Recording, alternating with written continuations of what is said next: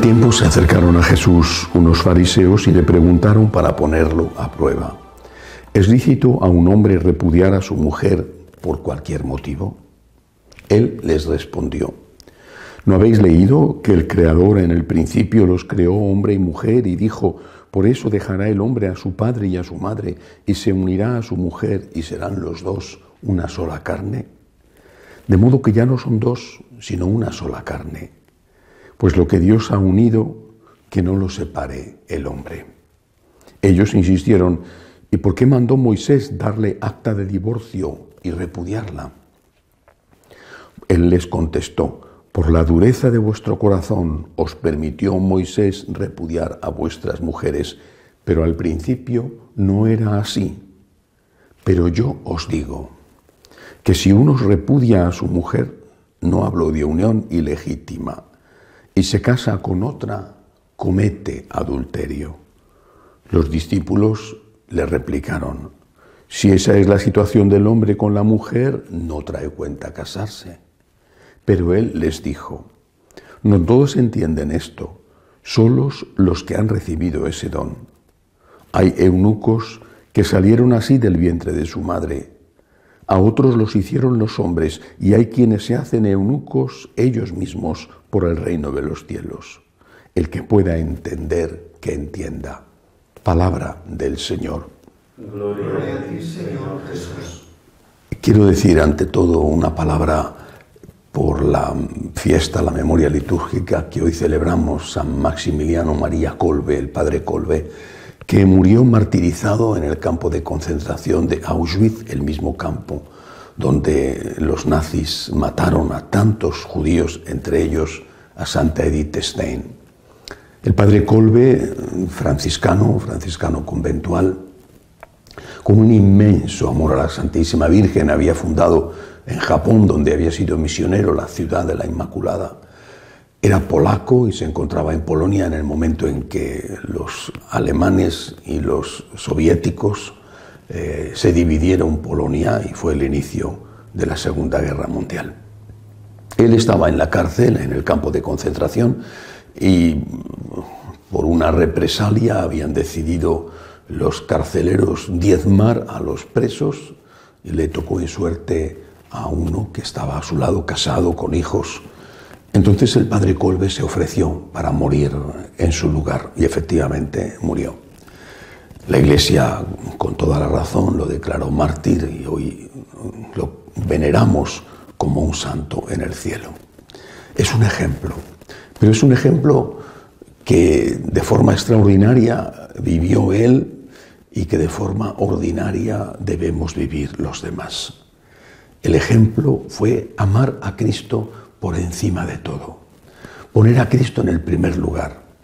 No se nos presenta habitualmente la oportunidad de dar la vida por Cristo. Digo habitualmente porque algunos, por ejemplo los que viven en países musulmanes, en países de radicalidad musulmana o de guerrilla musulmana islamista, esos sí que tienen que enfrentarse con el riesgo del martirio. A nosotros se nos presentan otras ocasiones, la burla, quizá el que te acusen, el que te desprecien, el que no puedas progresar en tu trabajo, en tu carrera. Todo eso es posible y quizás sea cada vez más, pues tenemos que saber que Cristo lo ha pasado primero por nosotros y que nosotros debemos en agradecimiento pasarlo por Él, como han hecho los mártires, como ha hecho el padre Kolbe. Pidámosle al Señor que nos dé la fuerza para amarle, despreciando los tormentos, con tal de no traicionarle a Él. Con esta perspectiva creo que es bueno entender el Evangelio de hoy. Es un clarísimo Evangelio contra el divorcio. Nadie puede tocar las palabras de Cristo. Aquí Él, de una forma explícita, se manifiesta como el legislador. Los fariseos e incluso sus discípulos estaban escandalizados ante la prohibición del divorcio porque era una costumbre muy arraigada en Israel y además estaba refrendada por la autoridad nada menos que de Moisés.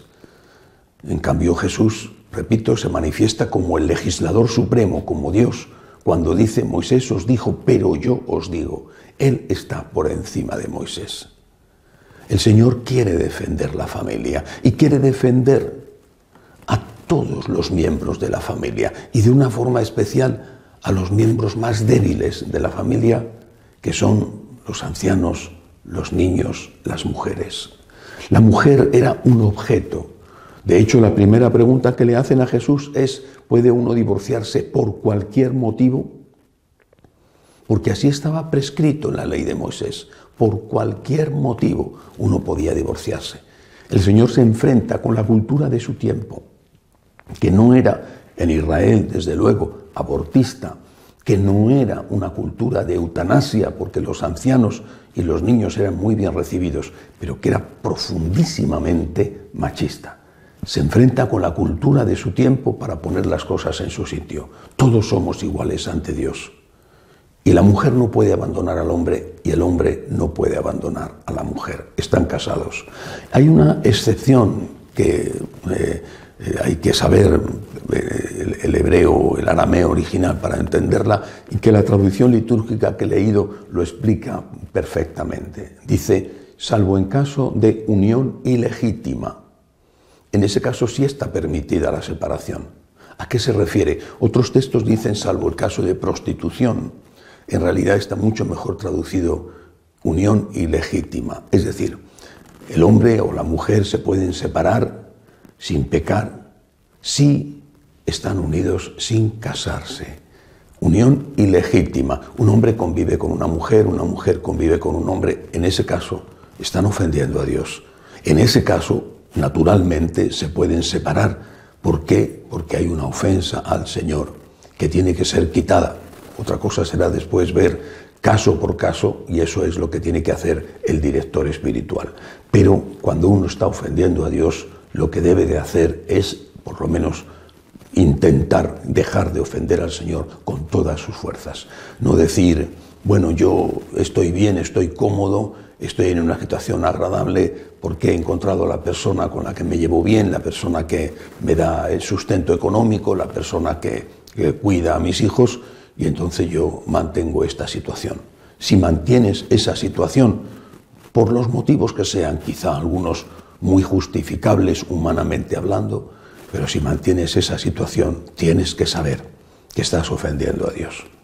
Y tienes que saber, por lo tanto, que aunque Dios te ama infinitamente y te sigue queriendo, tienes que saber que esa ofensa a Dios te impide comulgar. Creo que esto, que fue lo que el Señor enseñó, que es lo que la Iglesia ha transmitido con mucho amor, sin desear ofender a nadie, sin desear que nadie sea maltratado, ni insultado, ni postergado, esto hay que decirlo. Cuando una persona convive con otra, un católico convive con otro sin estar casado por la Iglesia, no puede comulgar. Hablo de una convivencia, naturalmente, que implique relaciones sexuales, porque puede haber convivencias donde no haya ese tipo de relaciones. También hay convivencias entre hermanos y no por eso significa que no puedan comulgar. Pidámosle al Señor la gracia, la fuerza. Si viéramos las cosas desde la perspectiva del cielo, si viéramos las cosas como la han visto los santos, los mártires, el Padre Kolbe que hoy celebramos, entonces quizá tendríamos la fuerza para poner las cosas en su sitio. Pidámosle al Señor la gracia para serle fieles. Pidámosle al Señor la gracia para llevar la cruz. Pidámosle al Señor la gracia para no seguir ofendiéndole a Él, que no se merece que le ofendamos.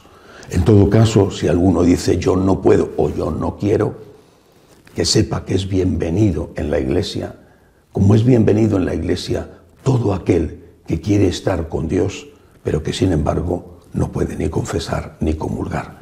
Que Dios nos ayude a todos a ser fieles, que perdone nuestros pecados, que nos ayude a amarle cada día más. Que así sea.